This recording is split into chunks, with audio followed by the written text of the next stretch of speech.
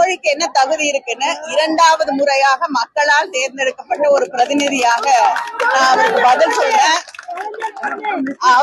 சொல்றேன்.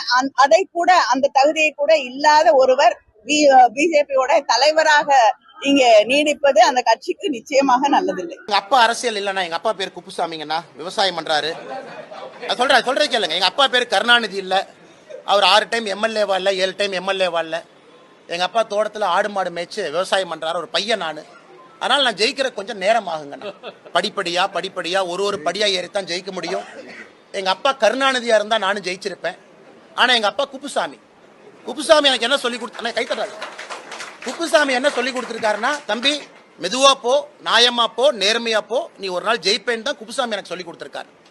கனிமொழி அக்கா சொல்லியிருக்காரு, அண்ணாமலை அவர்கள் மாநில தலைவர் பொறுப்பிலிருந்து விலக வேண்டும்னு. ஒருவேளை கனிமொழி அக்கா பிஜேபிக்கு வர மாதிரி இருந்தா பரிசீலனை பண்றேன்.